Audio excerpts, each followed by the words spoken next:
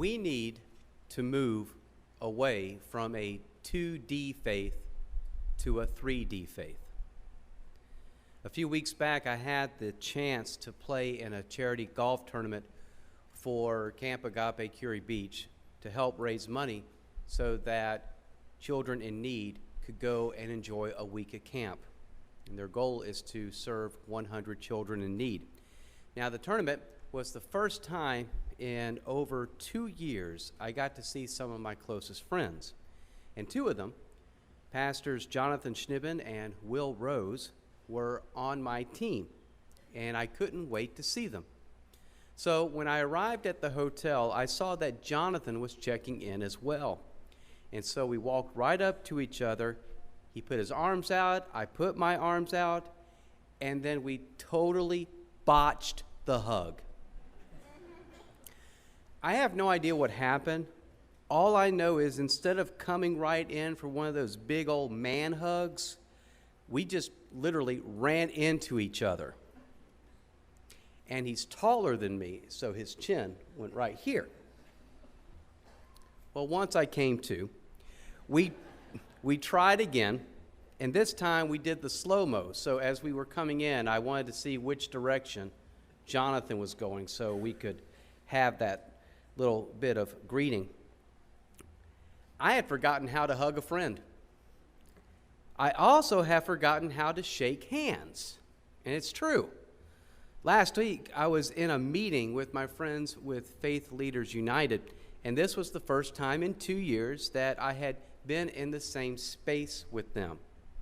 My buddy, my dear friend, and Pastor Clifford Barnett, who's also a city councilman, was there, and when he and I saw one another, I came in for a handshake, he came in for a fist bump, and so we ended up with this kind of strange-looking rock, paper, scissor type of greeting.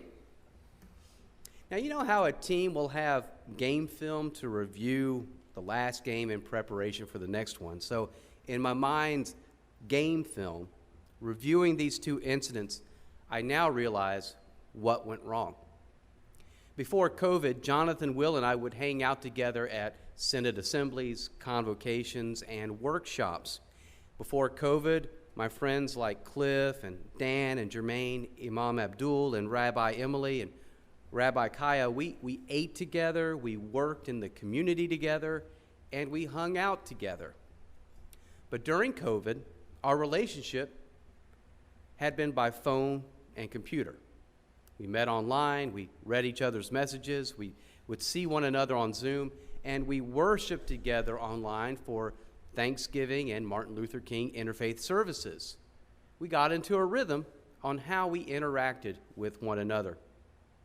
But the cost of that rhythm was that our relationships went from 3D to 2D. And here's what I mean by that.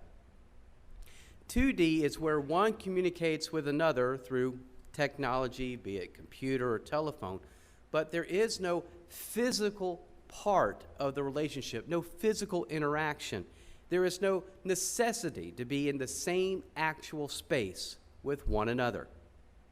And when my friends and I finally got to see one another and have actual human contact with one another, our 2D relationship suddenly became 3D, and the rustiness showed.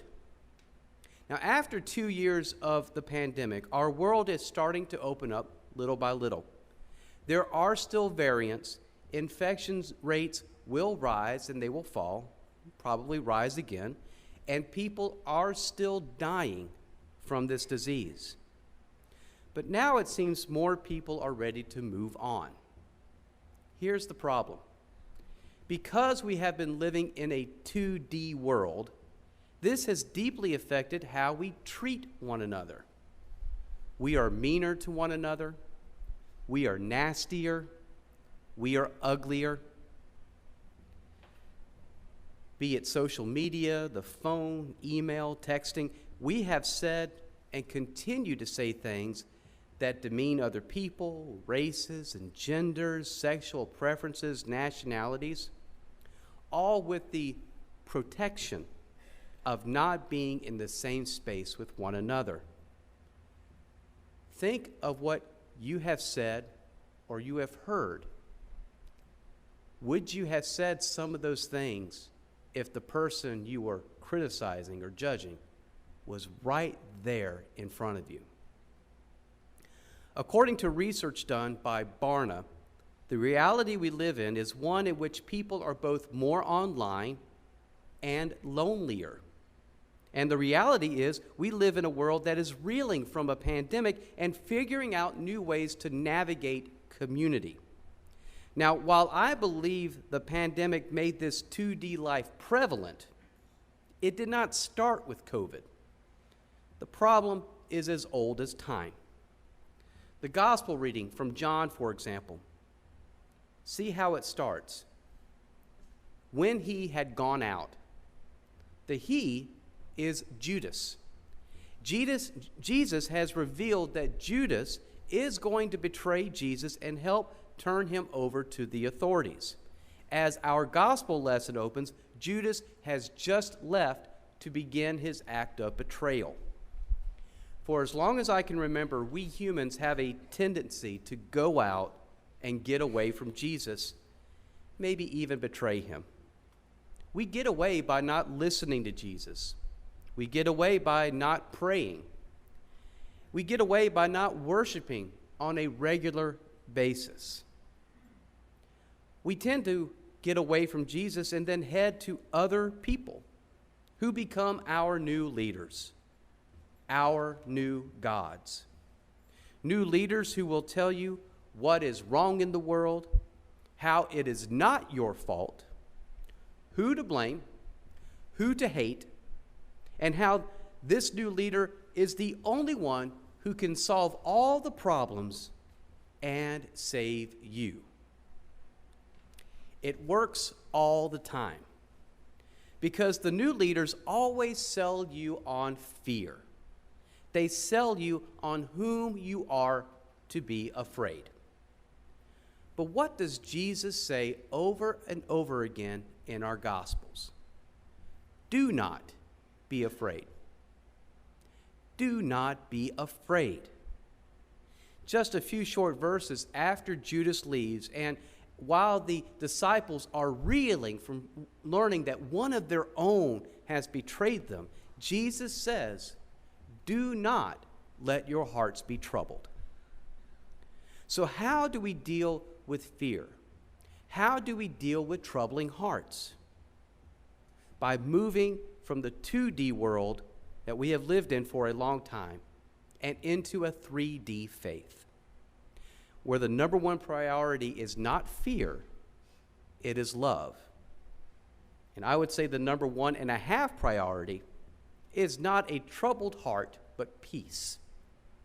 And the number 2 priority is fellowship. We need to be around each other again. We need to see one another and talk to one another in more of the same physical spaces. Look what happened in our reading from Acts. Look how Peter changed, and look what Jesus tells him. I want to repeat it again because it does bear repeating.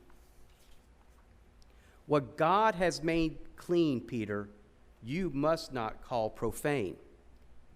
And then what does Peter do? He goes to a Gentile's house, and he enters that house, and they have a meal together. In that moment, this Gentile becomes a real human, a real family, and someone who has real faith. In that moment, Peter is changed. His ministry is changed. The people's lives are changed, and people back in Jerusalem start to think, well, maybe it is okay for us to open our doors to the Gentiles so that we can be together. I will tell you, it is a lot harder to judge someone when they are right in front of you. It is a lot harder to be mean to someone when you know them by name, by voice, and by hugs. It is a lot harder to hate someone when you have that 3D faith, which is all about love. The word that Jesus uses in our passage is agape, for love. In the New Testament, there are 3 definitions of love. There is phileo, which is family, brother love, like Philadelphia, the city of brotherly love. Then you have eros, which is the physical part of a relationship. And then the third is agape. Agape is the deepest kind of love one can have for someone else. In my life, I have experienced agape love. And when you have agape love, your perspective on life changes. For example, I've shared this story with you before, but it allowed me to repeat it. Love at first forgiveness was with Kristen, my wife. Kristen and I had been dating for a few months, and she was getting ready for a test. I thought I could earn some extra boyfriend points, some major boyfriend points, by sending her a sweet, tender e-card.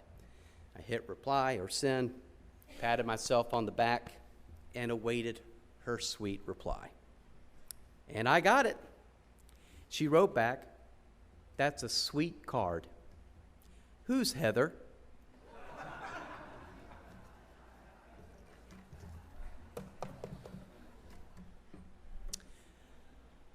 As God as my witness, Heather was the girl I was dating long before I met Kristen. But I thought I was sunk. I was ready for the inevitable, "How dare you," the little huff, and then break up. Instead, Kristen, with a laugh and a smile at how sad I was at my mistake, she just forgave me, and she said, "It's okay." I knew then I better hold on to her forever. And I knew that my life was now about making her life better. And then for Paul and Maddie, seeing them for the first time, their eyes, and then hearing their sweet little cries of life, their first breath, I knew what love at first sight meant. Because of Kristen and Paul and Maddie, my perspective on life changed. It changed forever. It wasn't about me or my needs or my desires. It was making sure that they were loved, cared for always. And I realized I came in second. Actually fourth among the 4 of us. But think about the people that you experience agape love. Think about the people you may have lost that agape love because you have gotten into arguments over ideologies, over defending people who you will never meet, but you would rather be on their side instead of your loved ones. Think of the people that you would give your last breath for, and know that that is the feeling that Jesus wants us to share with everyone. Agape love changes us. It gets us to a place where the life of someone else always comes first. For Jesus, agape love means putting us first. As he says in our passage, "Just as I loved you." And how did Jesus love? By giving himself up, by dying so that we could live, that we could be safe for all eternity. For us, agape love starts with putting Jesus first. And that means we do not go away from Jesus, but we come in running to Jesus. And we stay. Amen.